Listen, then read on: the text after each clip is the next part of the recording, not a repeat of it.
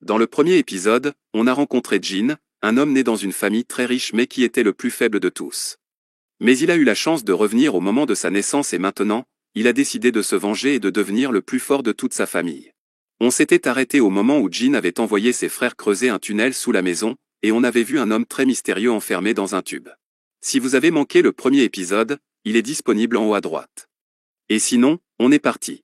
On voit maintenant deux enfants qui sont de retour dans leur maison avec une pelle. Quand la servante les voit, elle est choquée. C'était bien évidemment les deux frères de Jin qui avaient fini de creuser. Jin les accueille et leur dit qu'ils ont fait très vite. Mais les deux frères étaient énervés et ont dit juste à Jin qu'ils avaient fini ce qu'ils avaient à faire. Maintenant Jin devait leur donner de la soupe, il l'avait promis. Jin dit alors à ses frères qu'il a déjà mis leur part dans une assiette un peu plus loin.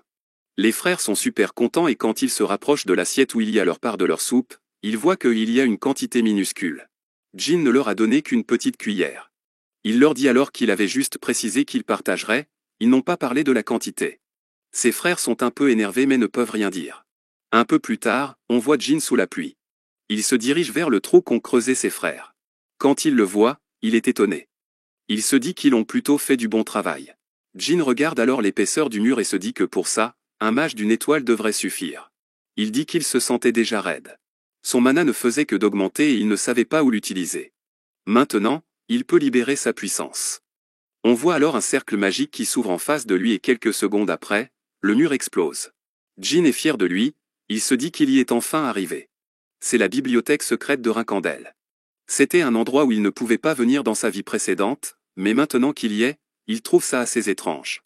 Son frère aîné lui avait expliqué qu'il fallait un mot de passe spécial pour que la porte s'active. Mais Jin est confiant. Il dit alors, l'enfant de Rincandel est arrivé pour réconforter Murakan. Quand il a fini, les portes commencent à s'ouvrir.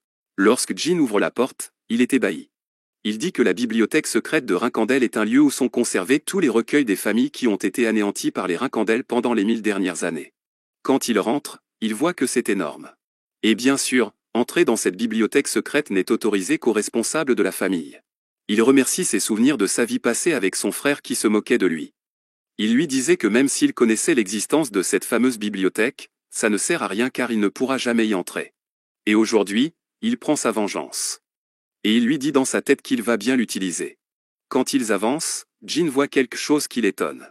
Il s'approche de cette chose et voit un énorme tube avec quelqu'un à l'intérieur. Il s'approche de la personne qu'il y a une espèce d'aura autour de lui. Mais surtout, il voit qu'il y a des écailles sur cette personne. Il se demande si cette personne est humaine. Il se rapproche et demande qu'est-ce qu'une chose comme ça fait ici. Et tout à coup, il repense à quelque chose. Il se souvient du mot de passe qu'il a dû donner pour rentrer dans la bibliothèque. Il se dit que c'est peut-être Murakan le dragon noir. L'homme qui serait en face de lui serait donc Murakan le dragon noir. Jin a entendu dans son enfance des histoires selon lesquelles Murakan le dragon noir aurait été éliminé par la famille Rincandel. Il est donc tombé dans un sommeil profond et il a été finalement stocké chez eux. Mais Jin ne s'attendait pas à ce que la légende soit vraie. Il s'en approche mais se dit que ce n'est pas le moment pour ça. Il se demande où sont les ouvrages secrets. Il s'éloigne alors du dragon noir et lorsqu'il s'en va, on voit que le dragon a légèrement bougé. De son côté, Jin a trouvé les ouvrages. Ce sont les compendiums secrets de différentes familles. Il regarde tout d'abord les secrets dans les recueils de la famille autrefois réputée pour son art du maniement de l'épée, les Kungen. Lorsqu'il ouvre le livre, il lit ce qu'il y a et se dit que c'est un peu difficile pour un niveau de compréhension de 3 étoiles. Il dit qu'il a vraiment envie de les emmener dehors, mais s'il fait ça il pourrait se faire remarquer. Alors il sort son cahier personnel et il va écrire au maximum à chaque fois qu'il vient ici. Et justement, on le voit plus tard de retour au Palais Royal avec son carnet où il a déjà écrit pas mal de choses. On le voit au fil des jours retourner dans la bibliothèque secrète et continuer d'écrire. Et au bout d'un moment, il y a quelque chose qui l'interpelle. On a l'impression qu'il y a un bruit dans la bibliothèque. Mais Jin se dit que ce n'est pas possible. Pour l'instant, il n'y a personne au château de la tempête qui viendrait à la bibliothèque.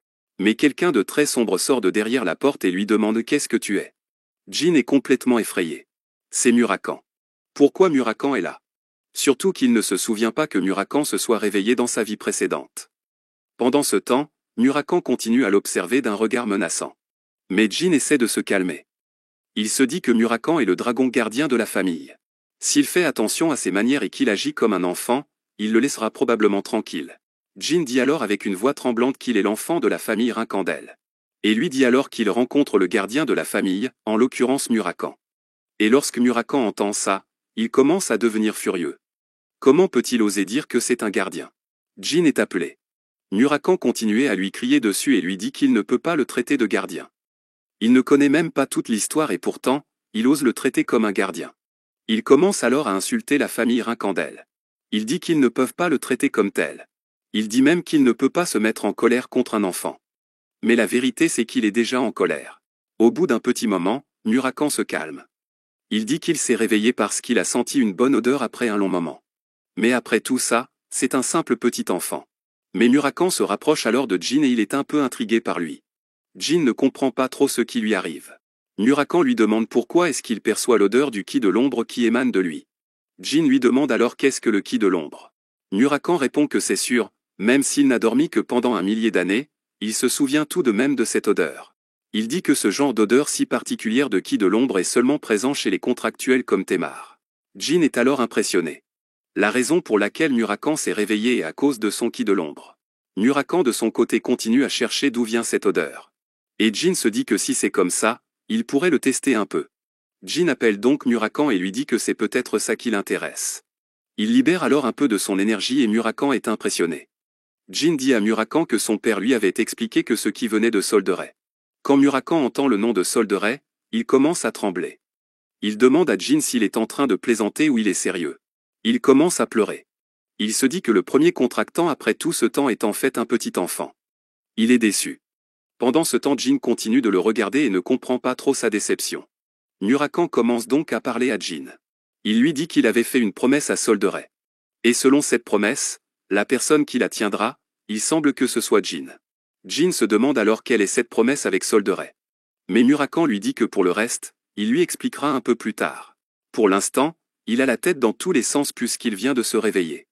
Et comme Jin est si jeune, ça va sûrement être un peu trop difficile à comprendre pour lui. Tout d'abord, il doit se présenter officiellement au contractant de Solderay. Il dit alors qu'il est Murakan et on ressent alors une aura envelopper toute la pièce. Il dit alors au représentant de Solderay, son grand ami, et le dernier descendant du premier être façonné par l'ombre. Il dit que par la promesse des 1000 ans, à partir d'aujourd'hui, il va être ensemble avec lui. Et pendant tout ce temps, on observe la transformation de Murakan en un dragon énorme et magnifique. Jin n'arrive pas à en croire ses yeux. Mais le plus impressionnant, c'est qu'il vient de lui dire qu'ils seront ensemble. Murakan lui dit alors sous forme de dragon de lui dire son nom. Jin le regarde alors sérieusement et lui dit que son nom est Jin Rincandel. Il est le 13e enfant de la famille Rincandel, donc le dernier des enfants. Jin et Murakan se serrent alors la main. Même si le corps tout entier de l'un fait la taille d'une griffe de l'autre. Un peu plus tard, on apprend des choses sur ce dragon noir. On dit qu'après avoir abandonné la montagne et le château des tempêtes, Murakan est tombé dans un profond sommeil. Son nom provient de la montagne de Murakan dans le château de la tempête. Le dragon noir était un puissant souverain qui a régné sur les terres pendant longtemps. Cependant, il y a 1000 ans, Murakan perdut dans une bataille contre Temar Rincandel, le plus grand chef de la famille. Bien qu'il ne soit pas un ennemi, mais plutôt un dragon gardien et un ami du chef de la famille, Jin est quand même assez impressionné. Habituellement, le dragon gardien travaille avec le chef de la famille. Pourtant rien n'a été dit sur le dragon gardien de Solderay, ce qui laisse planer un doute. Mais si c'est à cause du profond sommeil de Murakan, alors c'est logique. Maintenant que Murakan est réveillé, Jin se dit qu'il aura peut-être aussi un dragon gardien. Il continue alors comme d'habitude d'aller assez souvent à la bibliothèque. Quand il se rencontre avec Murakan, il lui apporte même de la nourriture. Jin dit qu'il doit en profiter pour faire connaissance et apprendre le plus de choses rapidement. C'est comme ça que Murakan s'est réveillé et ça fait quelques mois que Jin visite la bibliothèque secrète. Au fil du temps, ils discutent et au bout d'un moment Jin demande à Murakan pourquoi il s'est battu avec Temar. Mais Murakan répond bêtement que c'est arrivé il y a 1000 ans, alors comment pourrait-il s'en souvenir? Jin est très déçu de la réponse. Et il y a une chose qu'il a appris sur Murakan. Il est fou des tartes aux fraises. Il ne fait que de lui demander est-ce il en reste. Jin explique également à Murakan ce qu'il fait à chaque fois qu'il vient ici. Il continue à transcrire les livres. Il dit que pour le moment il arrive à comprendre moins de la moitié. Mais Murakan lui dit qu'il ne doit pas se décourager, c'est plutôt bien pour son âge. Jin dit que c'est vrai, mais lui il ne fait pas partie des gens ordinaires. C'est un Rincandel. Et il a 12 frères et sœurs plus âgés. S'il veut les surpasser, alors il doit en faire plus. Jin demande même à Murakan combien de livres le plus grand chef comprendrait à son âge.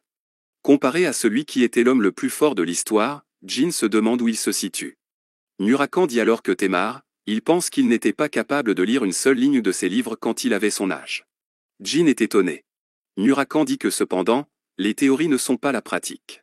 Temar se battait toujours bien sans lire de tels livres. Murakan dit à Jin qu'il a du talent comme Temar, cependant il n'est pas aussi bon que Temar. Jin demande alors à Murakan s'il ne pourra jamais devenir comme lui. Et Murakan lui répond que non. Murakan lui dit que c'est un contractant de solderet, tout comme Temar. Et il est assez intelligent pour dire des livres comme ça.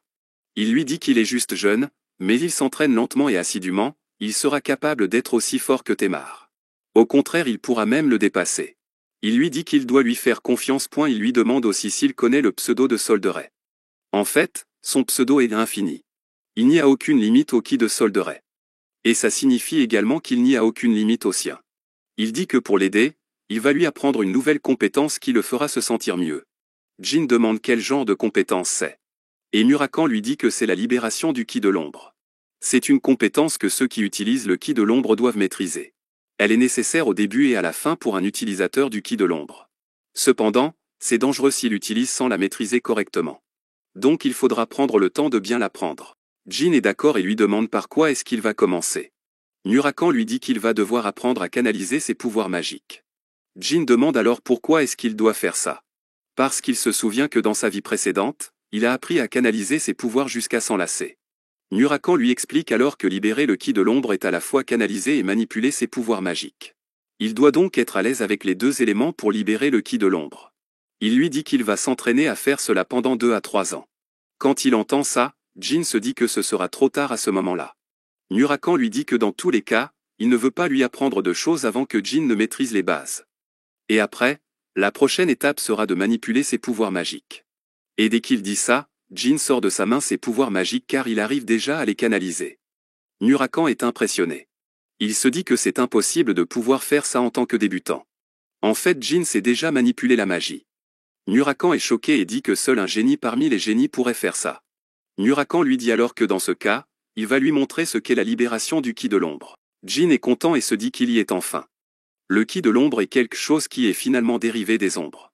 Chaque ombre dans le monde est née des souhaits de Solderet.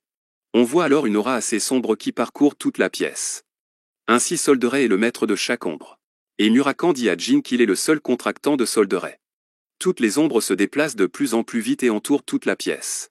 En d'autres termes, Jin peut aussi être le maître de toutes les ombres. Et on voit Murakan à l'air effrayant avec une aura autour de lui et toutes les ombres. Murakan demande alors à Jin ce qu'il en pense. Il lui a montré à quoi ressemblait la libération du ki de l'ombre. Lorsque Jin regarde vers lui, on voit son regard. Il est à la fois impressionné et ravi à l'idée d'apprendre ce ki. De l'autre côté, on est maintenant dans une forêt. On voit un soldat qui appelle une certaine Luna. Le soldat dit qu'ils ont fini de nettoyer les choses de ce côté. Cette mission sera terminée lorsqu'ils auront nettoyé 5 autres zones. Et on voit la femme avec un monstre mort devant elle. La femme dit qu'elle est sûre que 4 mois de plus devraient suffire. Elle dit alors d'ordonner au chevalier de se reposer. Luna dit alors au soldat qu'elle a une question. Elle demande qu'est-ce que les enfants de 9 ans aiment en général. Et on voit derrière elle plein de monstres découpés. Comment l'évolution de Jin avec ses nouveaux pouvoirs va-t-elle le faire devenir plus puissant et pourra-t-il devenir le prochain chef de la famille? En tout cas, c'est la fin pour aujourd'hui, mettez un pouce bleu et un commentaire si vous voulez que je vous sorte la suite rapidement, et je vous dis à demain, 17 h, pour une nouvelle vidéo.